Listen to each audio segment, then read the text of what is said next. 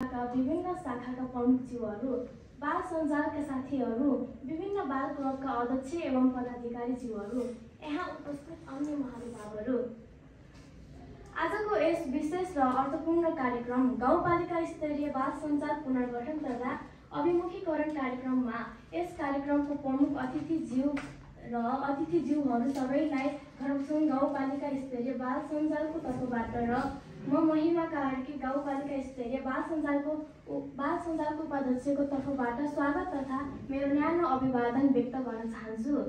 हामी सबैलाई थाहा छ, बालबालिका समाजको आधारशिला हुन्, भविष्यका कर्णधार हुन्। उनीहरूको विकास, सुरक्षा, संरक्षण र सशक्तिकरणमा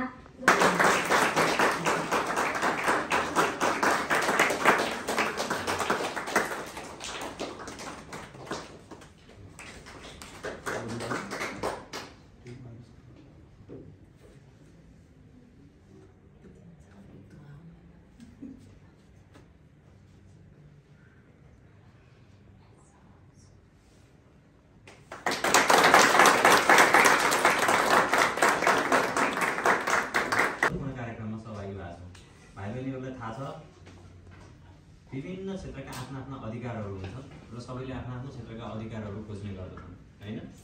चाहे महिला होस्, चाहे वृद्ध होस्, हैन, चाहे अपाङ्गता होस्, चाहे बालबालिका होस्। त्यो मध्येको एउटा क्लस्टर आज बालबालिका अन्तर्गतको एउटा क्लस्टरमा आज हामी यहाँ जम्मा भएका छौँ।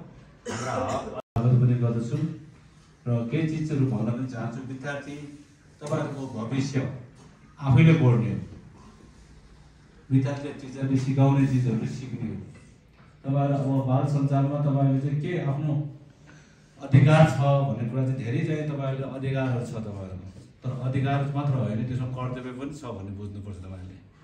अब तपाईहरुले चाहिँ अब जुन पढ्नु भएको छ, तपाईहरुले जुन साथीभाइहरू पढ्ने केही बन्छु भनेर पढ्नुपर्छ तपाईहरुले, र तपाईहरुले आफ्नो इच्छाहरू व्यक्त गर्नुभयो। म खेलाडी बन्छु भने म भलिबल खेल्छु, म चाहिँ निबन्ध पढ्छु, कोही के लेख्छु, कोही म नाच्ने गीत गाउँछु भने त्यसमा पर्फेक्ट हुनुतिर लाग्नु पर्यो कि म एउटा विधामा चाहिँ पर्फेक्ट हुन्छु भनेतिर लाग्नुपर्छ कि। अब यहाँ हामी चाहिँ कस्तो हुन्छ भने म भलिबलमा एकदम रुचि छ भन्छ, फुटबल देख्यो भने त्यहाँ खेल्न जान्छ, त्यो पर्फेक्ट हुँदैन त्यो कहिले पनि। एउटै चिजमा रुचि हुनुपर्छ कि। अनि त्यसैले मात्र एउटा बाटो समाज होइन बल्ल सफल हुन्छ कि तपाईँहरू। त्यही भएर तपाईँले पढ्ने, म भविष्यमा उहाँ जस्तो बन्न मन लाग्छ, उहाँले के गर्छ क्रियाकलापहरू त्योतिर पछि लाग्नुपर्छ। उहाँ जस्तो टिचर बन्छु, उहाँ जस्तो इन्जिनियर बन्छु, उहाँ जस्तो यस्तो बन्छु, त्यो बन्छु भने त्यसकै फलो गर्नुपर्छ। अनि यहाँ के चाहिँ तपाईँहरूले सिकाउनु खोजेको के भने नेतृत्व हो। अहिले भनौँ न हामी अध्यक्ष भएछ, यहाँ पनि सचिव हुन्छ, सबै हुन्छ। त्यस्तै गरी तपाईँहरू पनि त्यहाँ सचिव छ, अध्यक्ष चलाउने, बोल्ने, सिकाउने। तपाईँबाट सानो गर्दा तपाईँले अब आधारभूतबाट अलिक माध्यमिक आउँछ, धेरै कुरा सिकिन्छ। त्योभन्दा माथि आएपछि धेरै कुरा सिक्दै तपाईँहरू नेतृत्व गर्न सक्ने हुन्छ कि। सचिव भएपछि के हो, सचिवको भूमिका के हो त्यो पनि थाहा हुन्छ, कोषाध्यक्षको भूमिका के हो त्यो थाहा पाउँदै जान्छ कि तपाईँ। अनि यो बाल सञ्चालन चाहिँ हाम्रो यो चाहिँ पालिकाभित्र गरेको चाहिँ तपाईँहरू चाहिँ कतिवटा विद्यालय छ, अहिले हाम्रो त थोरै विद्यालय छ, 10-11वटा विद्यालय सबै गर्दाखेरि सानोहरू गर्दाखेरि।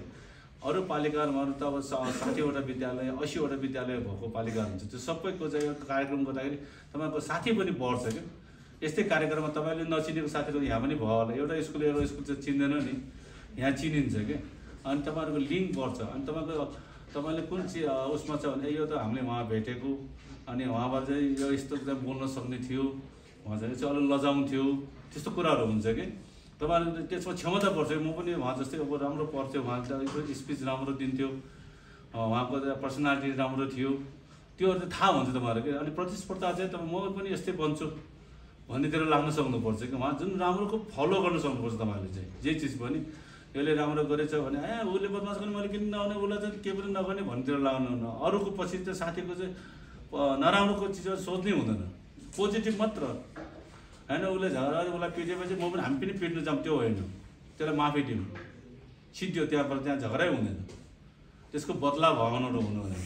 हामी त्यो हो कि तपाईँले हुनुपर्ने कुरो विद्यार्थीमा चाहिँ। कारण अब विद्यार्थीमा चाहिँ यता ऊ गर्ने, उताको झोला च्यातिने, ऊ गर्ने, त्यस्तो धेरै हुन्छ विद्यार्थीमा। तर क्षमा दिने शक्ति चाहिँ हुनुपर्छ, क्षमा पनि माग्न सक्ने पनि हुनुपर्छ कि।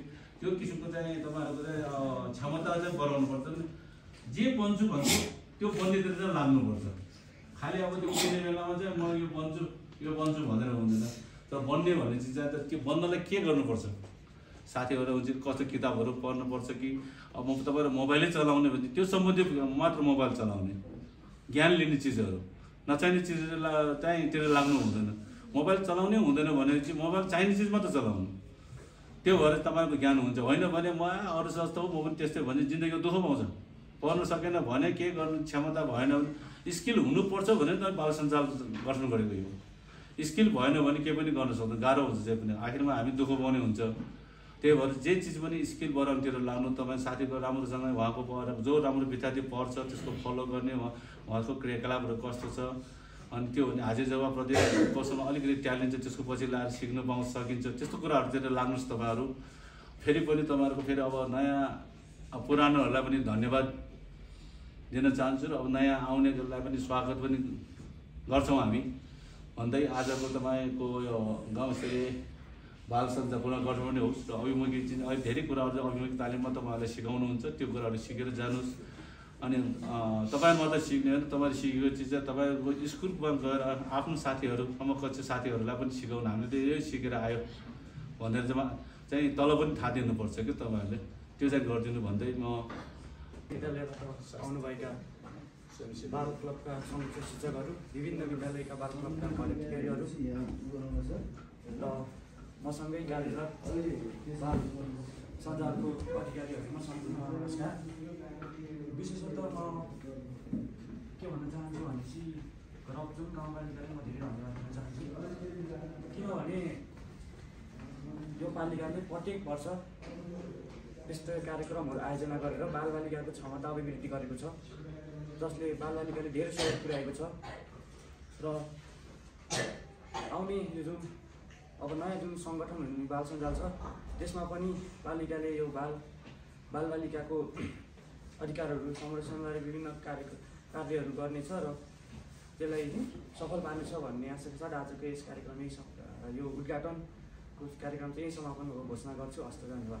सबै यो चाहिँ हामीले 2 पटक गरेको थियौँ र यसमा 2 पटक नै हामीले राम्रोसँग गऱ्यौँ र विद्यालयको विद्यार्थीहरूको सहभागी सङ्ख्या चाहिँ यसमा 100 जना थिए र नम्बर 2 मा रहेको छ नृत्य र नाटक प्रतियोगिता जसमा यो एकचोटि गरिएको थियो र यो एकचोटिमै सफल भयो र विद्यार्थी सहभागी चाहिँ 10 जना थिए र यो नाटक चाहिँ बाल हिंसा सम्बन्धी थियो र यो कार्य विद्यालयभित्रै भएको थियो। सरसफाइ सम्बन्धी चेतना वृद्धि गराउँछ यसको प्रगति भनेको सहभागी सङ्ख्या विद्यार्थीको 182। यो कार्यक्रम चाहिँ कक्षा 4 देखि 9 कक्षासम्म भएको थियो। दोस्रो कार्यक्रम भनेको गुरु पूर्णिमाको दिन सम्पूर्ण शिक्षकहरूलाई सम्मान गरिएको थियो। यो कार्यक्रम पनि विद्यालयभित्र नै भएको थियो। यसको प्रगति भनेको शिक्षकहरूप्रति सम्मान र सम्बन्धमा प्रगाढ वृद्धि गराउँछ यसमा पनि विद्यार्थीको सहभागी सङ्ख्या भनेको 142 नै थियो र 4 कक्षादेखि 9 कक्षासम्म नै भएको थियो। र तेस्रो हाम्रो कार्यक्रम रहेको छ बाल अधिकार सम्बन्धी वक्तृत्व कला र यो कार्यक्रम पनि विद्यालयभित्र नै भएको थियो। विद्यालयमा भएको कार्यक्रममा त्यसबाट भएको प्रगतिबारे केही कुरा भन्न गइरहेको छु, कृपया ध्यान दिएर सुनिदिनु होला। सर्वप्रथम हाम्रो विद्यालयमा भएको कार्यक्रम चाहिँ सरसफाइ कार्यक्रम यो चाहिँ 4 पटक भएको थियो। यसले चाहिँ वातावरण स्वच्छ रहेको थियो र यसमा चाहिँ विद्यालयका सम्पूर्ण विद्यार्थीहरूले भएर यो कार्यक्रम गरेका थियौँ। 2 नम्बरमा रहेको छ हाजिर जवाब प्रतियोगिता। यो चाहिँ 1 पटक भएको थियो। यसले चाहिँ ज्ञान भण्डार वृद्धि हुने भएकाले यो प्रतियोगिता हामीले राखेका थियौँ। यसमा चाहिँ 12 जना विद्यार्थी थिए।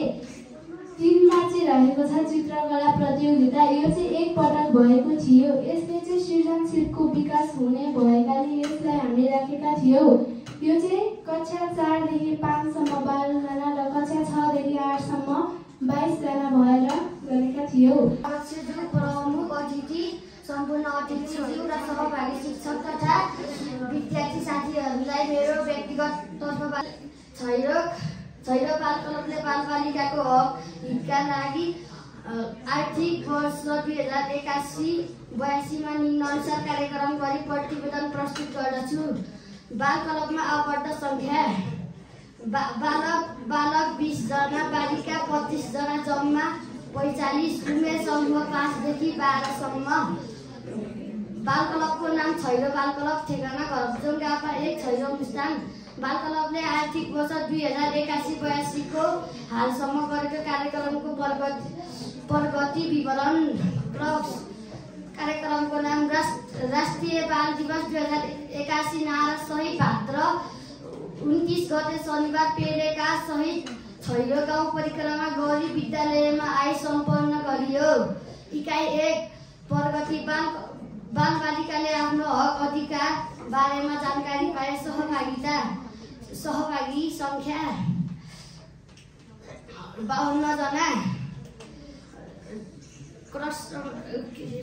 कार्यक्रम नम्बर 30 विशेष सांस्कृतिक कार्यक्रम भाद्र 21 गते शुक्रबार।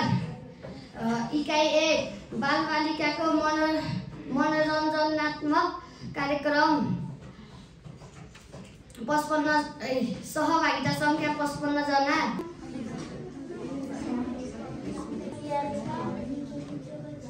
बाल क्लबको नाम नमुना बाल क्लब, ठेगाना घरजोङ गाउँपालिका 1, वडा नम्बर 3।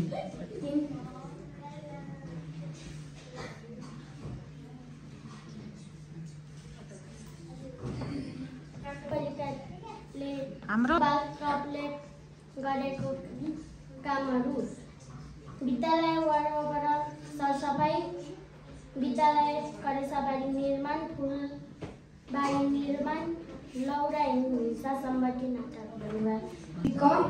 श्रीमुक्ति नमुना आधारभूत विद्यालय विषय कार्यक्रमहरू यस प्रकार छन्।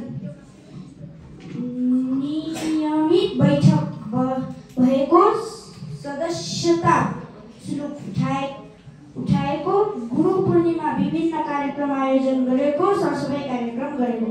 धन्यवाद। नयाँ समितिका पदाधिकारीज्यूहरू, सम्पूर्ण विद्यार्थी भाइ बहिनीहरू, हामी आज बिहानैदेखि अति महत्त्वपूर्ण कार्यक्रममा सहभागी भयौँ होइन। 2टा कार्यक्रम, 3टा सेसन भए अनि नयाँ बाल सञ्जाल पनि गठन भयो। पुरानोलाई बिदाई गरियो, नयाँ गठन गरियो होइन। अनि के रहेछ त बाल अधिकार, के रहेछ हाम्रो जिम्मेवारी, के रहेछ राज्यले के गरे रहेछ, कस्तो कानुन रहेछ, गाउँपालिकाको अब बालबालिकाको सन्दर्भमा भावी गन्तव्य के रहेछ भन्ने सन्दर्भमा पनि हामी सुरुका 2टा सेसनमा यहाँहरूले राम्रोसँग अध्ययन गर्ने अवसर पाउनुभयो है। सधैँ हामी